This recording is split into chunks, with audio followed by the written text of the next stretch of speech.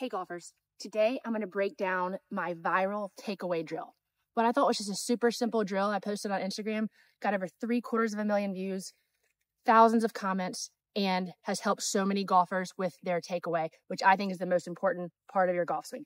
So make sure you stay tuned, and I'm going to give you the details of this viral takeaway drill. So I think I know the reason why this video went viral. The takeaway is such a crucial part of our golf swing. No matter whether you are a beginner golfer, high handicapper, scratch golfer, professional, if things get off in your swing, typically it starts right in your takeaway. We might see things at the top of your backswing we don't like. We might see things in your transition we don't like. We might see things at impact we don't like on video. But 99% of the time, if we go back to your takeaway, it all starts right there. And then the rest of your swing is just having compensations to make up for what went wrong in your takeaway. So my personal preference is getting your takeaway very, very good, because it will eliminate the need for you to make compensations in your swing and allow for a lot more consistency and a lot more efficiency in your golf swing. So the most common flaw, error that I see on my lesson tee every single day with every level of golfer with the takeaway is a takeaway that starts with the hands going out and the club head rolling back inside. So we need to understand in our golf swing, we don't swing in a straight line. Our golf club is made on an incline. So we are swinging on an inclined plane. We are swinging on an arc our entire golf swing. There is no such thing as a straight line in our golf swing. Now, we might have you feel like you're taking it straighter back or feel certain things, but in reality, we are swinging on an arc with the club head, with the path of our hands, in our entire golf swing. So we need to understand that we are not swinging our golf club in any sort of linear, straight line fashion. And I think a lot of golfers misunderstand that. So we are not swinging or trying to swing in a straight line. The club needs to circle, our hands need to circle, coming back, coming down, and then circle around in the follow through. So the most common thing that I see, mistake, is when the shaft's parallel to the ground, hands are way out away from my body compared to where they started. When I start, my hands are fist to fist and a half away from my body. And the most common mistake is hands go out and the club head rolls inside.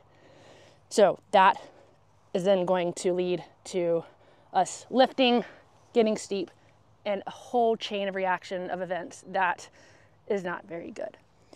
What we need to happen is we need our hand path to circle closer to our body while the club stays in line or slightly in front of our hands. I think a lot of times if we know the club is getting inside, if we look on video and we see the club head gets back behind us, then our way of making it go more out in front of us is moving our hand path out. And now from here, yes, our hands are out, but now from here, the only way we can get the club around us is by rolling it and whipping it way inside. So the fix is actually we need our hand path to circle around our body. We need the end of the grip cap to circle closer to that right pocket as the club stays in front, as the club face is slightly pointing down to the ground. Now we're in a very good square position where the club can work up the plane correctly in our golf swing. So the drill that went viral is a lead arm only drill. So if you take your trail hand off of the club, you have the club in your hand with just your lead arm. And we want to feel, as we go back, just kind of our shoulders turning, taking the club back in one motion. Now, there's two parts to this motion. One is turning and our arm kind of staying connected with our body, which is opposite of what happens when we roll outside. We lose that connection between our left arm and our torso. But we also can't just turn, because if I just turn, now that club still gets behind me.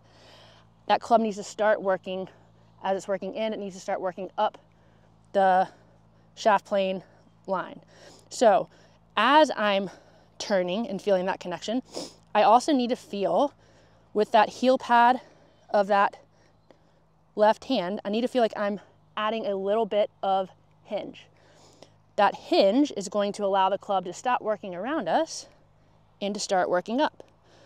So again, if I just rotate, no wrist hinge, the club is just going to keep going around my body.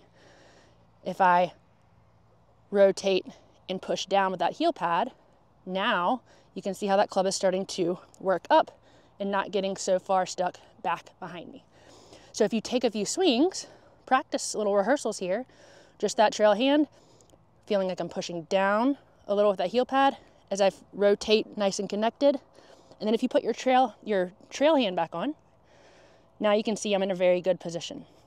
Hands have worked in, closer to my body, club head is in line or slightly in front of my hands. The shaft is basically mirroring an extension of my toe line. We don't want the club to get too far inside. We don't want it to get too far outside. The perfect takeaway is when we're right here, and you can put that trail hand on. So just feeling what it feels like, pushing down with that heel pad, nice and connected rotation, and then you can swing up to the top of your backswing, and you're in a really good position. So the way I would progress with this drill is I would definitely do a lot of rehearsals, right? You can set up to the ball, but we're not hitting a ball, just doing a lot of rehearsals, right? Where we're feeling like we're pushing down with that heel pad, rotating, and put that right hand back on the club. You can check that position.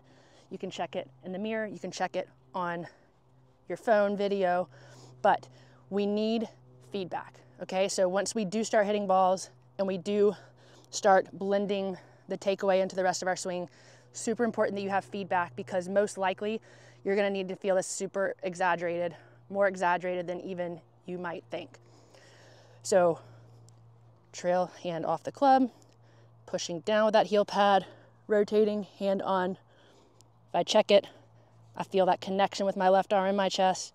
I can see the club head is in line, slightly in front of my hands, club face slightly pointing down towards the ground. Really good position. So doing that for a few swings with just the left hand. Then you can try it with both hands on the club. See if we can get there that way. Okay, then I would progress to feeling it here, hand on, and then going into a regular swing. So not super worried about the result, but after I hit a shot, I would then want to check with feedback on my video to see if I exaggerated that feel enough. If not, then I need to exaggerate it 10% more, 20% more, until I get to exactly where I like it on that video. Because again, this drill is solely to work on the takeaway, and if we get this right, the rest, a lot of the rest will fall into place a lot easier. So pushing down the heel pad, checking it, pretty good, okay, pretty good, okay. So that's the progression for the drill. Again, I think lots of rehearsals with no hitting the ball and not being too super obsessed with the results yet. Another kind of version of this drill, and this is a very, very good one as well, is if you put a T in the end of your grip. So I have a longer T here. I think the longer, the better. You can see I have probably almost 2 inches sticking out here of the T sticking out of the grip. Now, based on what we know the most common flaw is the hands working out and rolling inside, you can see how that T, from where it is in relationship to my body it's set up, if I do it incorrectly, you can see how that T is getting even further away from my body. To do this correctly, I want to have the sensation that the T is going to brush against my right pocket as I go back. That's that hands circling. So you really want to feel that T coming in really close to your right leg as the club head stays out in front. T getting closer. Again, if I had a ruler and could measure the distance between the T and my body at address and measure it here, I need to feel like that T is getting closer to my body once I get into that takeaway position. So version 1, here, feeling that tee brush against the side. Now from here, I'm going to feel that tee start to point more down to my target line when that left arm is parallel to the ground. So close to my body on the target line, and then swinging from there. And again, depending on the feedback that you're getting from your video of how well this is going, of maybe how it feels like you're really exaggerating it, but it's clearly not enough, we might need to go back to even just going from here to here, pausing, to target line, pausing, and swinging through from there. Okay, you can pause as much as you need, because this is so crucial to ingrain, because if things get off here, the chain of events that have to happen in order, and probably won't happen in order for you to hit a good shot, is a lot of timing that we just don't have that many thousands of hours to dedicate to timing that. Okay, so tee close to my right leg, tee down my target line, and swinging through.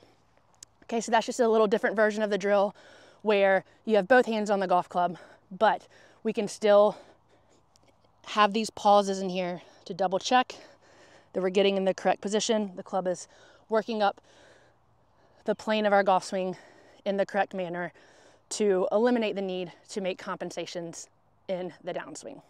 Okay, golfers, I promise you, if you can perfect that takeaway, the rest of your swing is going to fall into place so much easier. And the cool thing about the takeaway is you don't have to do it very fast, right? Even in our real golf swing, the takeaway doesn't happen super fast. So we can practice a little bit more deliberate, so we can feel the changes that we need to make. We can feel the exaggerated feels that we need to feel in order to get into that perfect takeaway. And if we can achieve that perfect takeaway, so much of the rest of the issues in your golf swing are going to solve themselves. Thank you so much for watching. If this video is helpful, let me know in the comments. And if you'd like to work with me one-on-one, we can do so through Skillist, and I have that link in the description below. And if you're still struggling a little bit with your ball striking, check out this video right here. Thank you so much for watching, and we'll see you later.